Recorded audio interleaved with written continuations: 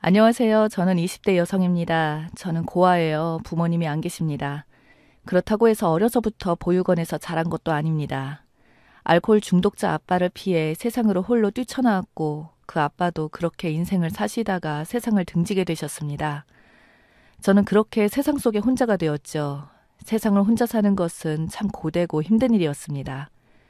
체력, 경력, 하나 남들보다 잘하는 것도 없던 제가 좋은 직장을 구하는 것도 쉬운 일이 아니었으니까 그렇게 눈 딱 감고 몸으로 일해볼까 하는 생각을 안 해본 것도 아닙니다. 적어도 제가 아는 가장 큰 돈을 버는 방법이었으니까요. 하지만 언제나 그런 인생의 끝은 좋지 못했던 걸로 기억하기에 저는 인내하고 인내하며 바른 삶을 살기 위해 노력해왔습니다. 편의점 알바, PC방 알바, 주유소 알바 등등 남들이 잘 안 하는 일만 찾아다니며 말 그대로 생계를 유지해 갔습니다. 작은 월세방에 전기 수도세 아끼기 위해서 밤에는 항상 PC방 알바를 했던 것 같아요. 춥던 덥던 집에 안 있어도 되니까요. 그리고 밤 알바가 끝나면 저의 자는 시간은 언제나 오후 1시쯤이었습니다. 해가 중천에 떠서 사람들이 활발하게 활동하는 시간, 저는 그 시간에 잠을 청합니다. 그렇게 정말 생계만을 위한 삶을 살아왔습니다. 제가 일하는 편의점에 단골로 오는 그였는데 매번 술과 담배를 사가고는 했었죠. 항상 사가면서 좋은 하루 보내라는 말과 함께 따뜻한 인사를 건네주던 그 사람에게 저는 이유 없이 끌렸습니다. 그러던 어느 날 무언가 기분이 안 좋은 일이 있는지 편의점 테이블에서 혼자 술을 마시고 있는 그에게 말을 걸게 되었고 그날 이후 저희는 친해지게 되어 만남을 가지게 되었습니다. 그는 정신이 약한 편이라 작은 일에도 스트레스를 많이 받는 민감한 성격이었어요. 그런 그에게 저는 그저 괜찮다라는 말만 반복해 주었는데 이상하게도 그 말을 들으면 기분이 편해진다며 그런 이유로 저에게 만나보자 제안을 했던 거죠. 연애 과정은 생략할게요. 남들과 같은 그저 그런 연애를 했습니다. 그러다가 1년이라는 짧은 연애 기간을 거치고 바로 결혼을 하게 되었죠. 형편도 형편이었고 딱히 결혼식을 할 정도로 여유 있게 살던 사람들은 아니었기에 결혼식 없이 그냥 혼인신고만 하고 같이 살게 되었습니다.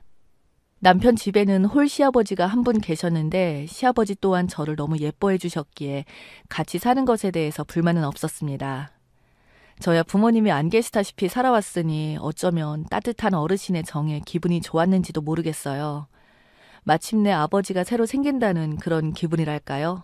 적어도 시아버님은 술주정뱅이는 아니었으니까.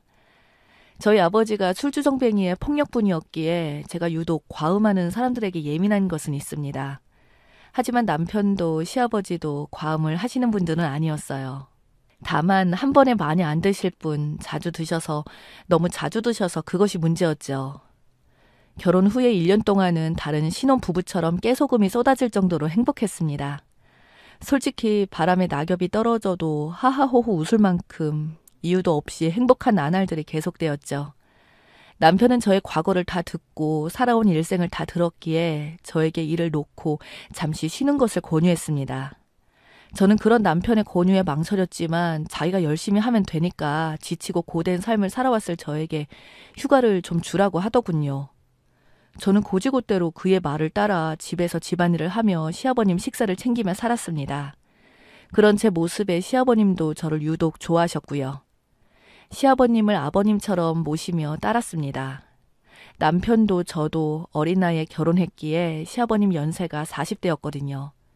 젊은 나이시죠. 그런데 일은 안 하셨어요. 다 좋은데 남들 밑에서 일하는 걸 힘들어하는 고집이 센 분이라 어디를 가셔도 오래 일자리를 유지시키지 못하더라고요. 그런데 그렇게 고집이 센 분이라면서도 제 말이라면 뭐든 들어주려 하셨고 틈만 나면 저를 딸처럼 이뻐해 주셨습니다. 오히려 부담스러울 정도로 예뻐해 주시다 보니까 불편했던 적이 있을 정도로요. 그렇게 잘 지내고 있던 중 그와 지내면서 한 가지 아쉬운 점이 생겼어요. 바로 술, 담배. 이제는 그냥 둘 수가 없겠더라고요. 건강 문제로 사실 편의점에 사러 오던 술, 담배로 인해 맺어진 이 사람과의 인연이었기에 웬만하면 잔소리하고 싶지 않고 알아서 잘 조절하겠지 믿어준 것이었는데 이것만큼은 잘 안 되더라고요. 늘 계획적이며 무엇이든 잘 이루어내는 이 사람도 유독 술과 담배는 끝낼 수가 없었습니다. 그러다가 요즘 들어서 힘들어하는 모습에 남편을 설득해서 병원으로 데려가 건강검진을 받게 되었는데 결과는 너무 충격적이었습니다. 고혈압이었어요. 너무 무리하면 뇌출혈로 이어져서 그 자리에서 사망을 할 수도 있다는 그 정도요. 평소에 투잡을 하던 남편은 매일 집에 와서 하는 말이 너무 힘들다, 신경 쓰여서 미치겠다, 머리가 아프다 했었습니다. 그 결과를 듣고 나서 오히려 남편은 태연하게 괜찮아, 무리만 하지 않으면 괜찮다잖아 하며 울먹이려고 하는 저를 다독여 주었죠. 저는 남편에게 투잡을 그만둘 것을 권유했지만 남편은 당장은 안 되고 조금만 더 기다려달라고 했습니다. 할 수 없이 저는 남편에게 너무 무리하지 말라고 힘들면 말하라고 도와주겠다고 했고 말없이 끄덕이며 집을 나서는 남편의 모습이 마지막으로 보는 남편일 줄은 꿈에도 몰랐습니다. 그날 오후쯤 병원에서 전화가 왔어요. 남편이 사망했다는 그 말을 듣고 말도 안 돼, 장난 전화일 거야 하며 몇 초간 멍 때리다가 아닐 거라고 믿으며 병원을 부랴부랴 달려왔는데 사망을 한 것이 맞더군요. 의사 선생님 말씀이 남편이 뇌출혈로 그 자리에서 쓰러졌다고 합니다. 인근 주민들에게 발견되어 급히 병원으로 송치가 되었지만 이미 사망은 후였다고 하더라고요. 남편을 맡았던 의사 선생님께 제발 살려달라고 애원하고 무릎 꿇고 빌고 또 빌었습니다. 하지만 의사 선생님께서는 죄송하다는 말씀만 하시더군요. 한참을 그 차가운 바닥에 주저앉아 펑펑 울다가 그제서야 남편이 죽었구나 하는 실감이 났습니다. 그때 심정이란 말로 다 못할 만큼 숨이 턱턱 막혔어요. 얼마나 울었는지 정신도 제정신이 아니었고 심지어 바보같이 의사 선생님께 찾아가서 못 살려낼 거면 차라리 나도 이 세상 떠나게 해달라고 소리를 질렀던 기억이 납니다. 저는 그렇게 처음으로 이 세상에서 제일 사랑했던 사람을 떠나보냈습니다. 그간 우리 사이는 정말 깨를 볶을 정도로 화목한 사이였지만 아이는 없었어요. 늘 투잡으로 바빴던 사람이라 아이를 생각할 여유가 없다는 게 그게 맞겠네요. 남편을 잃고 오열하며 보냈던 시간. 시아버님은 제 옆을 지켜주었습니다. 저는 부모도 없고 남편도 잃고 이제는 시아버님과 단둘이 가족으로 남게 되었어요. 차라리 아이라도 있었으면 조금은 괜찮았을까. 이 세상에 그가 떠났지만 세상은 평소와 똑같이 돌아갔고 둘 사이에 아이도 없으니까 마치 그의 존재가 흔적 자체가 세상에서 지워진 느낌이 들 때면 아이를 미리 못 가진 것 또한 후회가 됐습니다. 그렇게 너무도 조용하고 적적해진 집안에서 저는 남편의 빈자리를 느끼며 살아왔습니다. 그 빈자리는 당장 금전적인 문제에서부터 시작이 되었습니다. 보험을 넣을 정도의 여유조차 없던 남편에게는 사망보험금조차 없었어요. 그러다 보니 당장 생계 문제에도 막막함이 밀려들었습니다. 하지만 아들을 잃고 정신이 드신 건지 시아버지께서 일을 구해서 열심히 나가시더라고요. 그러면서 저보고는 걱정 말라며 아들은 있고 둘이서 잘 지내보자면서 산 사람은 살아야지 하며 저를 다독여 주셨습니다. 저는 그런 시아버지의 모습이 듬직해 보였고 정말 제 아버지 같았어요. 감동이었죠. 일생일대 이룰 수 없던 감동. 그러던 어느 날 정말 충격적인 사건이 일어났습니다. 남편의 사별 이후 시아버님과 저는 일을 다녔어요. 저는 당장에 잡을 일자리가 없었기에 같이 새벽 편의점 알바를 시작했고 시아버지는 무슨 공장을 다니셨었죠. 그러다 보니 시아버님의 퇴근 시간은 저녁 6시였고 저는 아침 8시쯤으로 서로 엇갈리는 삶을 살았습니다. 제가 퇴근해서 들어가면 아침에 일어나 계신 그런 모습을 자주 뵙게 되었죠. 조금이라도 일찍 끝나는 날에는 집에 가서 아침을 꼭 차려드리려고 노력도 했습니다. 그러던 어느 날이었어요. 시아버님께서 주 5일이라 공휴일에 쉬는데 저는 평일이 쉬는 날이라 그날 일을 나가게 되었습니다. 그리고 늘 똑같이 아침 8시에 일을 마치고 집에 돌아왔고 시아버님께서 평소처럼 반갑게 맞이해 주셨어요. 그리고 저는 그날도 잠에 들었습니다. 제가 잠이 들면 세상 모르고 잠이 드는 편인데 그날따라 불쾌한 느낌이 있어서 도중에 잠에서 깨었습니다. 근데 눈을 떠보니 시아버님께서 있는 게 아니겠어요? 저는 눈 뜨자마자 놀라서 소리를 지르며 일어났습니다. 상황 파악이 안 돼서 여기저기 두리번거리고 떨리는 마음이 진정이 안 되었어요. 시아버지께 왜 그러시냐, 어떻게 이럴 수 있냐고 물었지만 시아버지는 장시간 아무 말이 없으시더니 저보고 진지하게 이야기를 좀 하자며 잠시 앉으라고 하시더군요. 솔직히 마주 앉을 정도로 마음이 진정된 것은 아니었지만 제 마지막 가족으로 생각하고 살고 있던지라 그냥 얘기나 들어보려고 잠시 앉았어요. 그랬더니 시아버지께서 충격적인 말씀을 하시는데 청혼을 하셨습니다. 저를 좋아하신다면서 결혼을 하자고 하십니다. 아들 잃고 힘들겠지만 나도 힘들다. 우리끼리 결혼해서 잘 살아보면 되지 않겠니? 아들 못 가지. 그러시면서 아들과 못 낳았던 예쁜 아기도 낳고 그렇게 잘 살자고 합니다. 이 무슨 미친 소리인가 했습니다. 저는 뭔가 모를 감정이 몰아쳤어요. 배신감, 억울함, 그리고 수치심도 있었고 도저히 용납할 수 없는 이 상황에 내가 과연 이 꼴로 더 살아야 되나 나쁜 생각까지 들었습니다. 저는 더 말을 들을 것도 없이 단칼에 거절하고 화난 표정으로 자리에서 일어났습니다.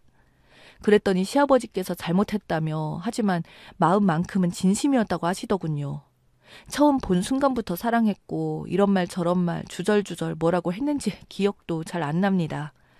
다만 단순히 상황이 이렇게 되니까 오해다 이런 말씀을 하고 싶으셨던 것 같더라고요.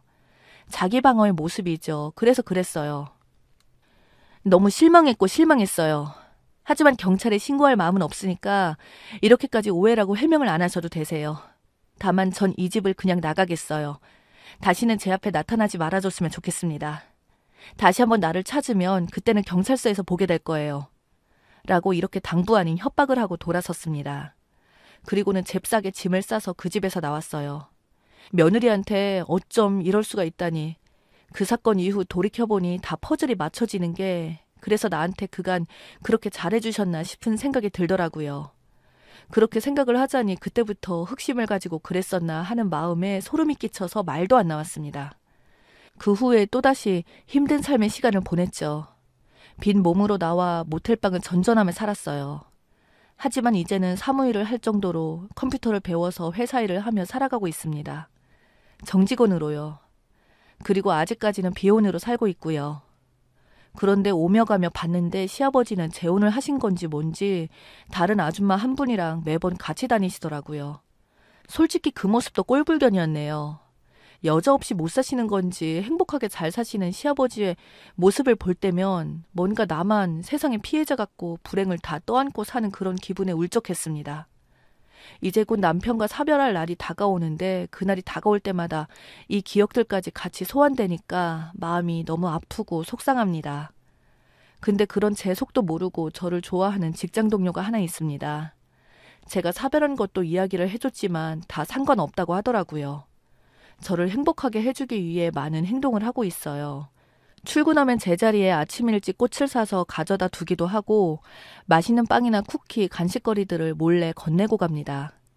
그 외에도 여러 가지 저는 이 사람의 애정 넘치는 호의에 솔직히 마음이 흔들리고 행복한 기분이 들 때가 많아요. 하지만 두렵습니다. 이 사람의 마음이 진심이건 아니건 왠지 인생의 빛이란 절대 없을 것 같은 막연한 두려움에 새로 연애를 시작할 수가 없습니다.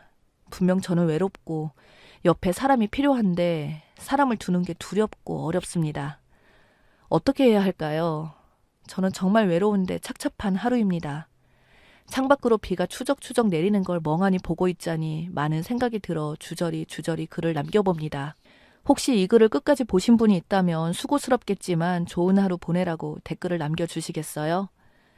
매번 남편이 제게 늘 해주던 그 인사가 그리웠어요. 매번 좋은 하루 보내라고 따뜻하게 인사해줬었는데 아무튼 오늘은 이야기 전부 들어주신 분들 감사합니다. 정말 감사합니다. 여러분도 좋은 하루 보내세요. 행복하세요.